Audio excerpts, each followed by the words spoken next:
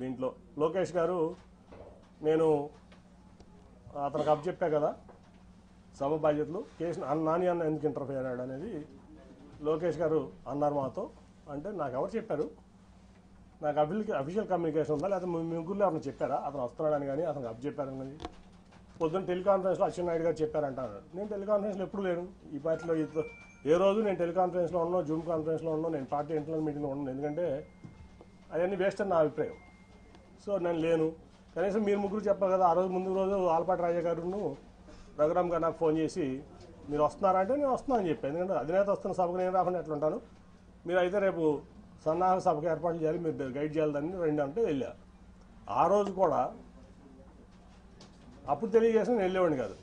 వెళ్ళిన తర్వాత రౌడీ మొక్కలతో నన్ను కొట్టించాలని చూశారు. మా వాళ్ళందరూ కలిసి అడ్డం పడి నన్ను రక్షించుకున్నారు. పోలీసులు కూడా చాలా యాక్టివ్గా ఉండి నన్ను రక్షించుకున్నారు. అంటే నా కుటుంబంలోనే చిచ్చు పెట్టి నా కుటుంబ సభ్యుడితోనే నన్ను కొట్టించాలని కూడా మరి లోకేష్ గారు ఎందుకు అనుకున్నాను నాకైతే అర్థం కాల.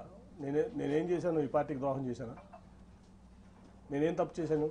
9.5 ఏళ్లలో నేను చేసిన తప్పు ఒకటి చూపించండి. పార్టీ పట్ల కానీ విజయవాడ పట్ల కానీ విజయవాడ ప్రజల పట్ల కానీ ఎందుకు నన్ను ఇట్లా చేస్తున్నారు? ఎందుకు నన్ను అవమానపరచాలనుకుంటున్నారు? మీరు జైల్లో ఉంటే నేను మీకు అండగా లేనా? మీ కుటుంబానికి అండగా నిలబడ్డా కదా. సో ఇవన్నీ చూస్తే చంద్రబాబు మోసగాడని చెప్పి ఈ ప్రపంచానికి తెలుసు. కానీ ఇంత పచ్చి మోసాలు చేస్తా, దగాలు చేస్తా, కుటుంబాల మధ్య చిచ్చు పెడతా ఈ రకంగా చేయడం అనేది భావ్యం కాదు. సరే, ఆ రోజు రాజీనామా లేక సబ్మిట్ చేస్తా అని చెప్పి ఇవాళ మెయిల్లో పంపిస్తాను స్పీకర్ గారికి. అట్లాగే నా పార్టీ రాజీనామా లేక కూడా అది పంపించగానే ఇది కూడా పంపిస్తారు. అట్ ది సేమ్ టైం మర్యాదపూర్వకంగా మన ముఖ్యమంత్రి గారిని కలవడం జరిగింది. ఆయన అనేక సార్లు విజయవాడ వచ్చారు సభకి. యాక్చువల్గా నేను అటెండ్ అవ్వాలి, ఎందుకంటే ఒక ఎంపీగా గవర్నమెంట్ ప్రోటోకాల్ ప్రకారం ముఖ్యమంత్రి వస్తున్నప్పుడు నేను అటెండ్ అవ్వాలి. అది నా బాధ్యత, హక్కు కూడా. కానీ ఏ రోజు పార్టీ నన్ను అటెండ్ అవ్వద్దని చెప్పడం వల్ల నేను అటెండ్ అవ్వలేకపోయా. ఇవాళ వరకు ఒక్కసారి మాత్రం రాష్ట్రపతి వచ్చినప్పుడు రాజ్భవన్లో కలిసి నేను విష్ చేశాను ఆయన, అంతే తప్ప నేను ఇంతవరకు ఆయన ఎప్పుడు డైరెక్ట్గా కలవడం జరగలేదు, ఫోన్లో కూడా మాట్లాడలేను. ఇవాళ బాగా రిసీవ్ చేస్తున్నారు ఆయన నన్ను. ఖచ్చితంగా మనం కలిసి ప్రయాణం చేద్దామని చెప్పి ఆయన చెప్పారు. కాబట్టి నేను పార్టీకి రాజీనామా చేశాను కాబట్టి ఇప్పుడు నేను ఫ్రీ బర్డ్ని. సో నా నిర్ణయాలు నేను తీసుకుంటా. ఒకటైతే గ్యారంటీ, చంద్రబాబు నాయుడు అనే వ్యక్తి పచ్చి మోసగాడు, దాంట్లో డౌటే లేదు. ఈ రాష్ట్రానికి పనికిరాని వ్యక్తి అతను. సరే, జనం దేవుడు అనుకుంటారా, లేదా కులపరంగా అనుకుంటారా, మీడియా పరంగా అనుకుంటారా, లేదా మరి ఎందుకు అనుకుంటారా నాకు తెలియదు. కానీ ఈ జగన్మోహన్ రెడ్డి గారు అయితే పేదల పక్షపాతి, నిరుపేదల పక్షపాతి. ఏ డెవలప్మెంట్ అనుకుంటారా? కోవిడ్ వల్ల కొన్ని కారణం 2 ఏళ్ళు భారతదేశం ఇబ్బంది పడింది, ప్రపంచమే ఇబ్బంది పడింది, భారతదేశం కూడా ఇబ్బంది పడింది.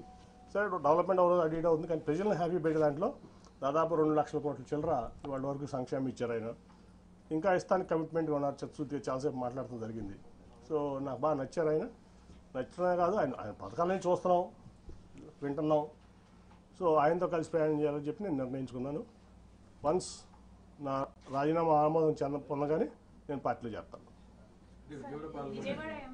నేను ఒకటండి, నేను 2014లో కూడా చంద్రబాబు నేను టికెట్ అడగల.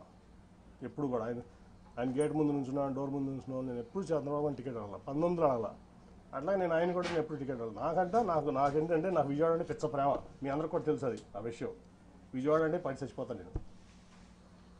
నాకు కావాల్సిన విజయవాడ డెవలప్మెంట్, విజయవాడ ప్రాంత ప్రజలు మంచి చేయడం. అందుకే టాటాను తెచ్చిన, గట్టిగా ఆయన కాళ్ళు పట్టుకుని నువ్వు వద్దు చంద్రబాబు నాయుడు గారు. ఆఖరికి విమానాశ్రయం కూడా నేనే చేసిన. ఎందుకంటే ఆయన 5,000 ఎకరాల్లో ఇక్కడ కట్టుకుందాం అంటున్నాడు ఈ నాగార్జున యూనివర్సిటీ దగ్గర.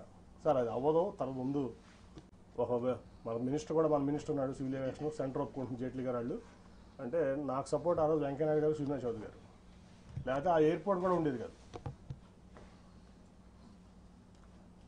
సో ఆయన మా విజయవాడకి నిజం చెప్తున్నా, మీరు ప్రెస్ కాబట్టి మీరు కూడా తీయండి.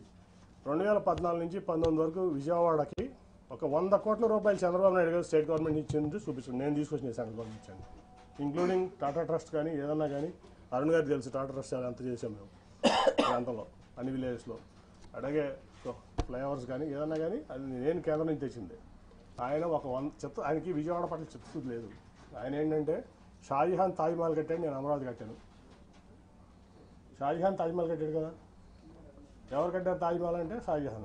అమరావతి ఎవరు కట్టారంటే చంద్రబాబు నాయుడు కట్టాలనే ఇది తప్ప విజయవాడ పట్ల ఆయన చిత్తశుద్ధి లేదు నాకు తెలిసి ఎప్పుడు. అది ఒక 100 కోట్లు కూడా 2014 నుంచి 19 వరకు విజయవాడ అభివృద్ధి కోసం చంద్రబాబు నాయుడు ఇచ్చింది లేదు, చేసింది లేదు. నేను మొదటి నుంచి చెప్తున్నా. నేను ఆయన చెప్పేవాడిని, sir Vijayawada is a reality, Vijayawada is a reality. Amaravati is your dream which has to be converted into a reality. అది అవ్వదు సార్. గిఫ్ట్ సిటీ కట్టారు ప్రధానమంత్రి గారు, ఇంకా చాలా ఇబ్బంది ఉంది అక్కడ.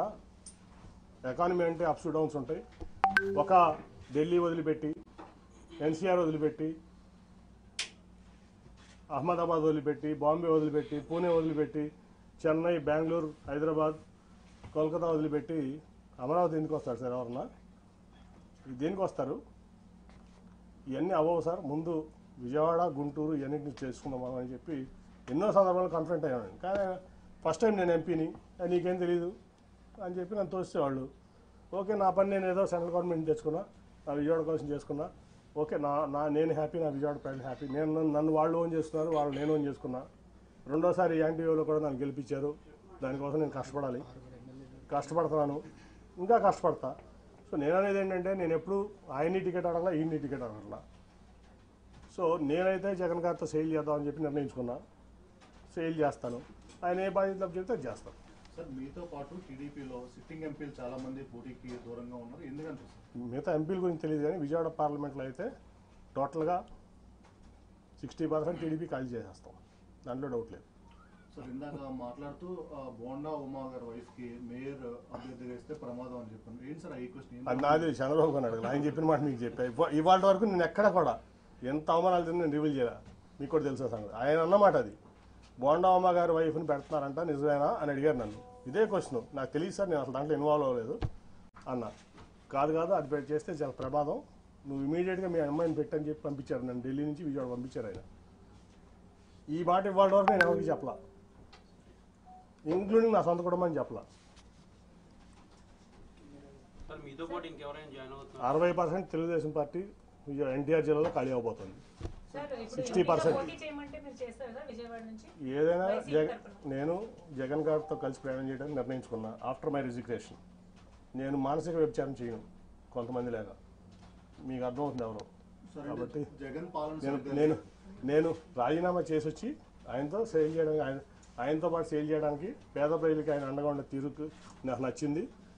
కాబట్టి ఆయనతో పాటు నేను నడుస్తానికి నేను సిద్ధపడ్డాను. ఆయన ఏదో ఇస్తే ఎంపీగా పోటీ చేయమంటాడా, ఖాళీగా ఉండమంటాడా, పార్టీ చూసుకోమంటాడా, విజయవాడ ఎన్టీఆర్ జిల్లాలో ఆయన ఇష్టం, ఆయనకు వదిలేసాం.